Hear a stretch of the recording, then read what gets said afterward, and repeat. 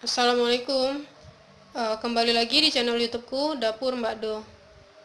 Kali ini aku nggak nge-share video tentang masakan ya. Aku minta maaf banget karena terjeda lagi cukup lama.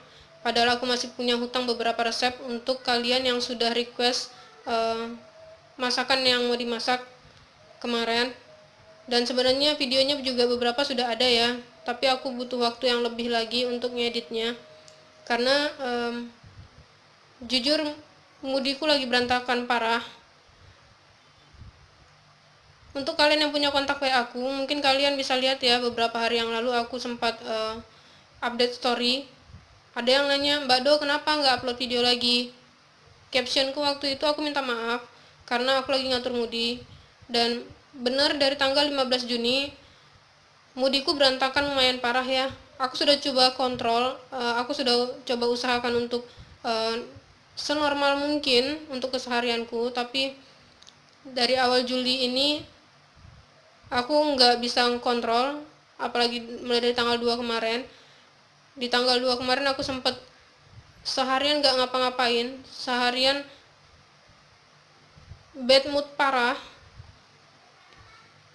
sampai aku makannya juga kacau lagi, makan cuma 2 kali sehari, sekali sehari, padahal kemarin sempat teratur.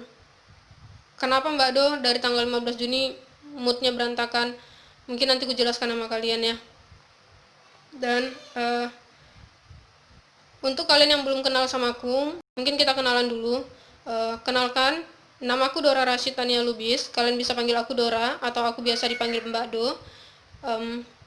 Melalui video ini aku mau mulai share pengalaman kistaku dari awal sampai sekarang.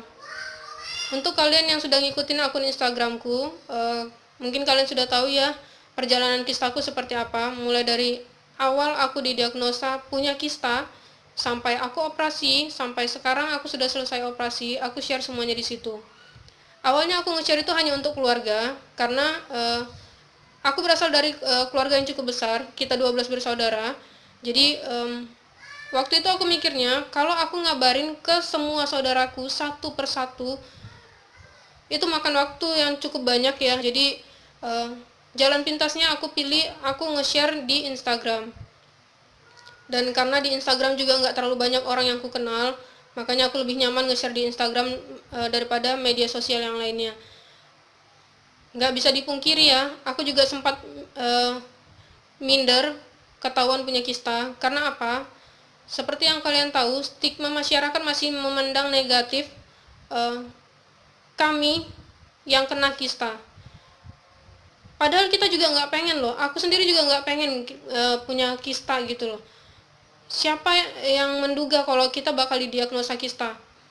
Dan kalau stigma negatif masyarakat untuk penderita kista itu karena mereka yang sebagian ya susah mendapatkan keturunan.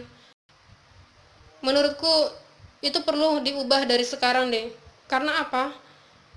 Yang pertama, siapa sih yang pengen punya kista? Siapa sih yang pengen sakit? Nggak ada yang pengen sakit.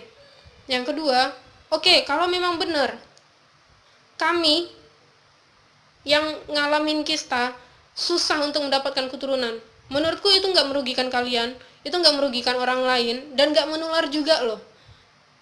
Jadi mungkin melalui video ini juga ya, aku mau secara pribadi aku minta buat kalian yang nggak mengalami kista, jangan pernah memandang jelek kami para pejuang kista. Karena apa? Menurutku kami sakit juga nggak bakal merugikan orang lain kok. Sakitnya kami itu mentok-mentok deh. Kalau yang udah punya pasangan, pastinya itu ditanggung sama diri sendiri dan pasangannya, tidak orang lain. Jadi aku mau minta tolong dariku pribadi, tolong dirubah pola pikirnya untuk yang pejuang kista kayak kami. Dan itulah kenapa aku lebih memilih Instagram waktu itu untuk nge-share kistaku seperti apa. Harapannya keluargaku bisa baca dan keluargaku tahu kondisiku di sini baik-baik aja.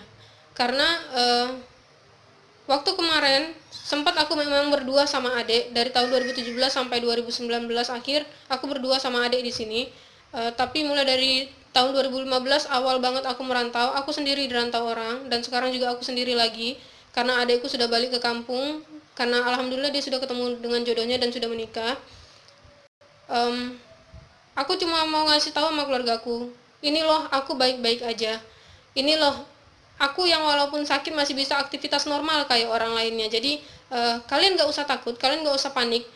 Dan kalau kalian mau tahu gimana sih kondisiku sekarang, kalian bisa lihat akun Instagramku. Tujuanku itu. Tapi di luar dugaan, postinganku di Instagram itu menarik perhatian para pejuang kista yang lainnya, teman-teman pejuang kista yang lainnya. Banyak yang nge-DM aku, nanya gimana sih pengalamannya Mbak, gimana sih operasinya kemarin, gimana sih pengalaman operasinya, dan apa aja sih makanan yang dihindari Mbak, kenapa sih penyebab kistanya. Nah, melalui video ini aku mau nge-share sama kalian. Mungkin cara sharingku, aku mau menjawab pertanyaan-pertanyaan yang sudah pernah dipertanyakan sama aku ya. Dan kurasa itu nggak bisa langsung di satu video ini, bakal ku cicil, karena kalau di satu video bakal panjang banget dan kalian pastinya bosan nanti. Aku bakal cicil. Dan mulai dari pertanyaan, Mbak Do, kapan sih ketahuan punya kista? Oke, di tanggal 12 November 2019, pertama kalinya seumur hidup aku periksa, karena dari akhir Oktober 2019 sampai awal November, aku ngerasain sesuatu yang aneh di badanku. Yang pertama, sakit pinggang gak berkesudahan. Yang kedua, perut bagian kanan bawahku itu nyeri dan sering hangat sendiri. Jadi suhunya lebih tinggi sendiri daripada bagian badan yang lain. Yang ketiga, aku demam berhari-hari. Dan ketiga gejala ini nggak pernah kualami sebelumnya. Pernah demam, tapi demam juga paling cuma sehari 2 hari udah sembuh, minum paracetamol udah sembuh. Tapi ini berhari-hari.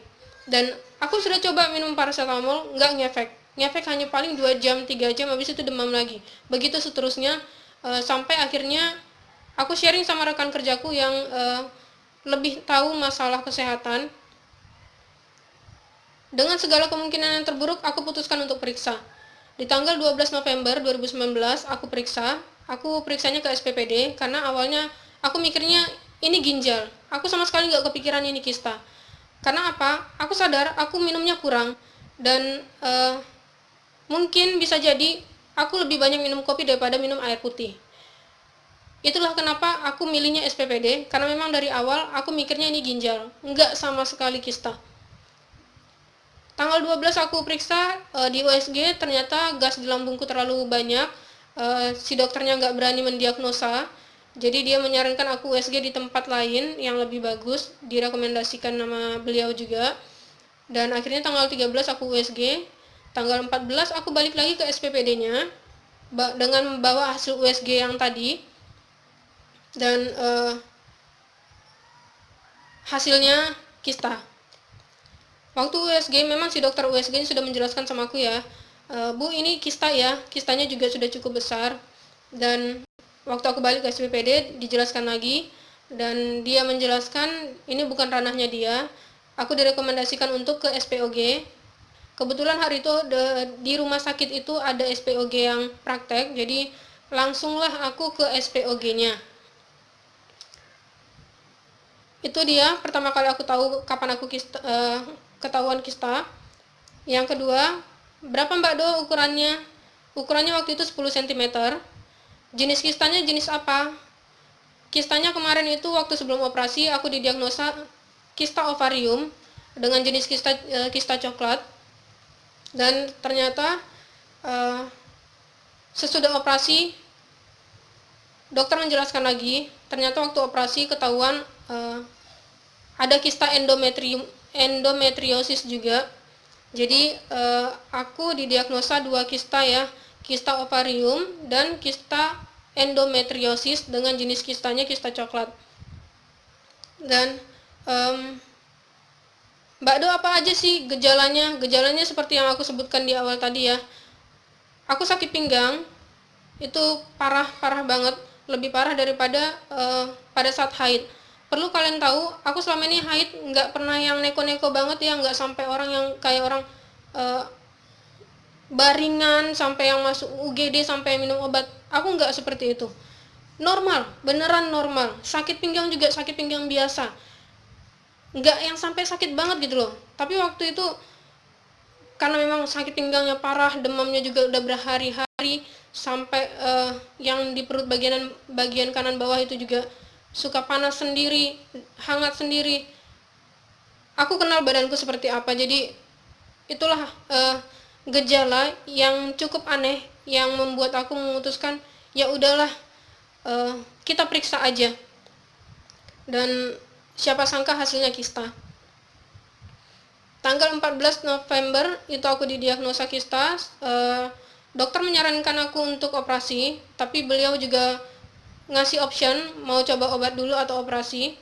Aku dikasih waktu untuk berpikir. Selama berpikir aku dikasih obat juga, dan salah satu obatnya ada obat pereda nyeri.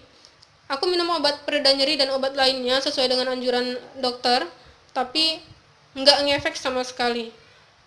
Seperti yang kalian tahu ya, obat pereda nyeri itu maksimal diminum 3-4 kali sehari tergantung kondisi, dan aku diresepkan 3 kali sehari. Tapi setiap aku minum obat pereda nyeri itu, 1 jam kemudian sakit lagi, 1 jam kemudian sakit lagi. Dan menurutku itu nggak bisa didiemin ya, karena kalau aku ngikutin saran dokter minum 3 kali sehari, nggak ngefek sama sekali ke badan. Tapi kalau aku maksain diri minum 1 jam sekali atau 2 jam sekali, aku bisa overdosis. Itulah yang membuatku memutuskan. Tanggal 16 aku telepon rumah sakitnya, aku buat jadwal operasi, dan aku dapat jadwal operasi itu di tanggal 20 November. Alhamdulillah 20 November operasinya berjalan lancar. Dan setelah operasi, sekarang gimana Mbak Do kondisi kistanya? Mungkin aku bakal jelaskan di next video ya. Aku nggak bisa jelaskan di sini karena apa? Setelah operasi di bulan November itu aku rutin check up setiap bulan sampai tanggal 10 Maret 2020. Di tanggal 10 Maret 2020 itu sudah ketahuan kistanya tumbuh lagi, dan sejak Maret 2020 itu aku nggak check up lagi sampai sekarang tanggal 5 Juli. Kenapa? Karena memang wabah masih belum meredah ya. Seperti kalian tahu, wabah corona masih marak di mana-mana. Jujur aku masih takut sebenarnya ke RS, tapi insya Allah di tanggal 9 atau tanggal 10 Juli nanti aku mau check up lagi, karena memang alasan yang dari tanggal 15 Juni itu membuatku mempertimbangkan lagi, ya udahlah check up aja. Aku pengen tahu gimana sih kondisinya, soalnya ada yang aneh dari tanggal 15 Juni itu sampai hari ini.